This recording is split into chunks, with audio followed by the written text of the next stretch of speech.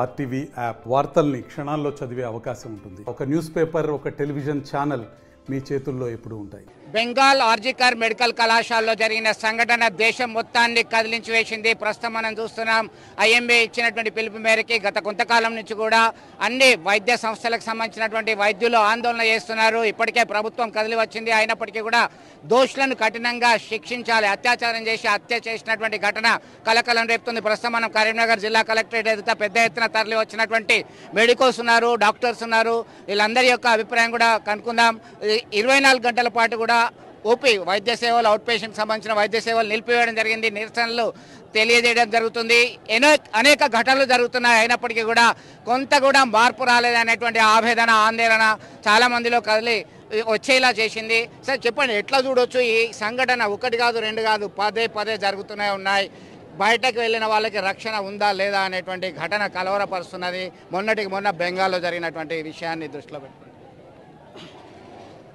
ఇప్పుడు డాక్టర్స్ అందరూ కూడా ఈ విషయాన్ని చాలా సీరియస్గా తీసుకోవడం జరిగింది.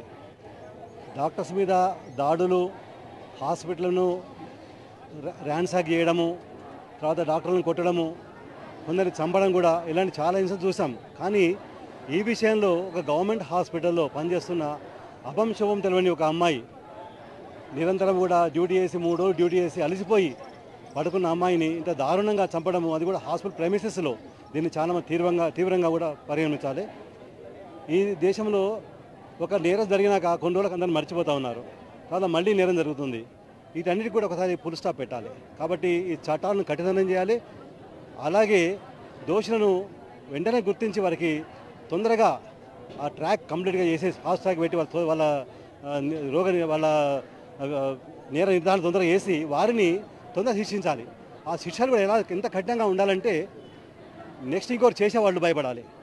అలాంటివి లేక మన దేశంలో ఆడవాళ్ళ మీద, ఇది ఒక నిర్భయ ఇన్సిడెంట్ తీసుకున్నట్టయితే అప్పటి నుంచి ఎన్నో ఇన్సిడెంట్లు, ఎక్కడ కూడా ఆడవారికి సేఫ్టీ లేకుండా పోతున్నది. మనం ఒక స్త్రీని దేవతగా చూస్తాము, దుర్గామాతగా చూస్తాము. అటువంటి దేశం లోపల, స్త్రీని గౌరవించే దేశం లోపల ఇలా జరగడం అది దురదృష్టకరం. మేము అందరూ డిమాండ్ చేసేదంటే, దీనిలో ఎవరు నేరస్తున్నారో అందరినీ కూడా పూర్తిగా గుర్తించి, నిజమైన నేరం గుర్తించి వారు తొందరగా వారిని కోర్టులో విచారించి వారి మీద కఠినమైన శిక్ష వేయాలి. ఆ శిక్ష కూడా ఎలా ఉండాలంటే అందరికి కూడా ఉరి శిక్ష వేయాలని మా అందరికీ డిమాండ్ చేస్తూ ఉన్నాము. ఇది ఈ రోజుతో ధర్నాతో ఆగదు మాది. ఈ ఒక్కరోజు ఓపీలు బంద్ చేశాము. ఫ్యూచర్ లోపల గవర్నమెంట్ ఇంకా స్పందించి తొందరగా నిర్ణయించుకోకపోతే ఫ్యూచర్లో నిరవధికంగా బంద్ చేయడం కానీ, ఇంకా ఫ్యూచర్లో కూడా ఇంకా వేరే అంటే తదుపరి యాక్షన్ తీసుకోవడం కానీ మేమందరం కదిలిచ్చాము. ఈరోజు కాకపోతే రేపు మళ్ళీ మా తోటి ఆడవారికి అందరికీ, డాక్టర్లకి, నాట్ ఓన్లీ డాక్టర్స్, ఇది ఆడవారికే పాపం ఎవరికి రక్షణ లేకుండా పోయింది. కాబట్టి ఆ రక్షణ లేకుండా పోతుంది. కాబట్టి మేమందరం కూడా చాలా సీరియస్గా నేషనల్ ఐఎంఏ నుంచి మొదలుపెట్టుకుంటే ఈ పట్టణం వరకు అన్ని కూడా దేశవ్యాప్తంగా కూడా చేస్తూ ఉన్నాము. దీన్ని మేము చాలా సీరియస్గా పరిగణిస్తున్నాం. తీవ్రంగా ఖండిస్తున్నారు. దిశ, నిర్భయ లాంటి అనేక చట్టాలు వచ్చాయి, అయినప్పటికీ కూడా రక్షణ లేకుండా పోయిందంటున్నారు. మరికొంతమంది డాక్టర్స్ ఉన్నారు. చెప్పండి, మీరు ఎట్లా చూస్తారు? ఇప్పుడు జరిగిన ఇన్సిడెంట్ దేశం అంతా తెలుసు. కాకపోతే దానిని ప్రాపర్గా ఇన్వెస్టిగేషన్ చేయడం లేదు, దాని ప్రాపర్గా ఎవిడెన్స్ని కలెక్ట్ చేయడం జరగలేదు. ఇప్పటి వరకు అసలైన నిందితులని దొరకబట్టి అరెస్ట్ చేయడం జరగలేదు. ఏదో అనామకాన్ని తీసుకొచ్చి ఒక్కటి చేసిన పరిస్థితి కాదు. మినిమం ఒక 3-4 మెంబర్స్ చేసినట్టు అనిపిస్తుంది. ఎందుకంటే అంత ఘోరంగా హత్య చేయబడింది. పోస్ట్మార్టం రిపోర్ట్లో కూడా అదే చెప్పడం జరిగింది. ఇంత జరుగుతుంటే కూడా దాన్ని అంత సింపుల్గా దేశం మొత్తం గవర్నమెంట్ కానీ రెస్పాండ్ కావాలి. సార్ చెప్పినట్టు ఇంతకుముందు ఎప్పుడైనా దోషుల్ని కరెక్ట్ టైంలో, ఎవిడెన్స్ని కరెక్ట్ టైంలో తీసుకున్నప్పుడే జస్టిస్ అనేది తొందరగా జరుగుతుంది, న్యాయం జరుగుతుంది. Justice delayed is justice denied. అంటే జస్టిస్ టైంలో జరగలేదు అంటే జస్టిస్ ఇవ్వట్లేదు అనేది మనం ఒప్పుకోవాల్సింది. ఇంకోటి, మన దేశంలో ఇవి రిపీటెడ్గా జరుగుతున్నాయి. ఈ నిర్భయ చట్టం కూడా పనికిరాదనేది అర్థమైంది. నిర్భయ చట్టంలో కూడా మనం చూసాం, 7 years వాళ్ళని కూర్చోబెట్టి మేపి 7 years తర్వాత ఉరిశిక్ష చేశారు. ఇది కాదు మనకు కావాల్సింది. వేరే దేశాలలో నేరాలు ఎందుకు తగ్గుతున్నాయి? మన దేశము ఈరోజు టాప్లోకి వెళ్ళిపోతుంది. ఏది ఉమెన్స్ మీద attacks, women's rape cases, murder కేసెస్లో ఇండియా నంబర్ 1కి వెళ్తుంది. ఎందుకు? సరైన పనిష్మెంట్ లేకపోవడమే. అంటే పబ్లిక్లో ఒక భయం అనేది కల్పించకపోవడం. వైద్యుల ఆందోళనకి న్యాయవాదులు సంఘీభావం తెలుపుతున్నారు. మనతో అడ్వకేట్ మహేందర్ ఉన్నారు. చెప్పండి, ఎట్లా చూడవచ్చు? బార్ అసోసియేషన్ నుంచి వచ్చారు మీరు. ఇట్లాంటి వాటి మీద ఎట్లాంటి శిక్షలు అయితే బాగుంటుంది? ఈరోజు పశ్చిమ బెంగాల్ జరిగిన సంఘటన ఏదైతే ఉందో చాలా దురదృష్టకరము. అంటే గతంలో కూడా ఇట్లాంటి సంఘటనలు జరిగినాయి. కానీ ఏంటంటే ఒక ప్రాణాలు కాపాడే డాక్టర్కే ఈరోజు ఇట్లాంటి సంఘటన జరిగిందంటే ఇక దీనికి చెప్పాల్సిన అవసరం లేదు. ఎందుకంటే ఇవాళ చట్టంలో ఉన్న లొసుకులను ఏవైతే వాటిని వాడుకొని ఈ రకం అత్యాచారాలు జరుగుతూ ఉన్నాయి. ఇంత కఠిన చట్టాలు తీసుకొచ్చినా కూడా ఇలాంటి సంఘటనలు కంటిన్యూ జరుగుతూ ఉన్నాయి.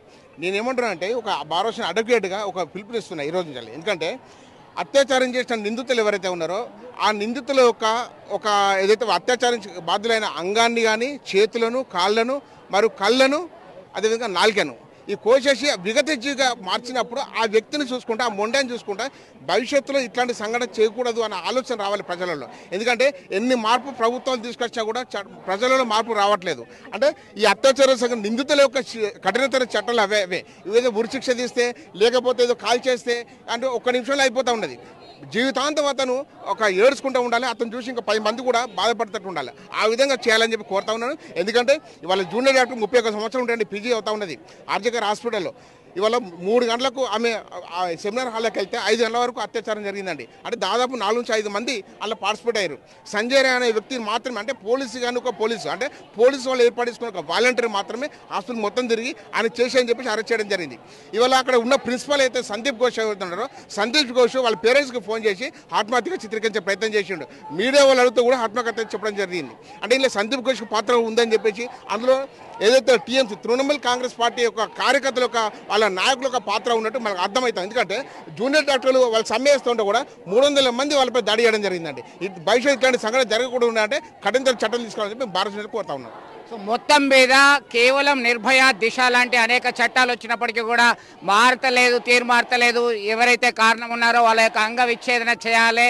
మొండెత్తోనుంటే ఇతరులకు భయపడేలా వణుకు పుట్టేలా శిక్షలు ఉండాలి, కఠినంగా ఉండాల్సినటువంటి అవసరం ఉందని డిమాండ్ చేస్తున్నారు. న్యాయవాదులు సైతం ఒక సజెషన్ చేస్తున్నటువంటి పరిస్థితి. రాజకీయ ప్రమేయం కావచ్చు, పోలీస్ ప్రమేయం కావచ్చు, అధికారులు కావచ్చు, ఎవడున్నా వదిలిపెట్టడానికి వీల్లేదని చెప్పి డిమాండ్ చేస్తున్నటువంటి పరిస్థితిని ప్రత్యక్షంగా చూస్తున్నాం. విడుదల సుమంత్తో కలిసి చంద్రశేఖర్, RTV కరీంనగర్ నుండి. మరిన్ని వీడియోస్ కోసం ఛానల్ ని సబ్స్క్రైబ్ చేయండి. లేటెస్ట్ అప్డేట్స్ కోసం వాట్సాప్ ఛానల్ ని ఫాలో చేయండి. అండ్ లింక్ డిస్క్రిప్షన్ లో ఉంది.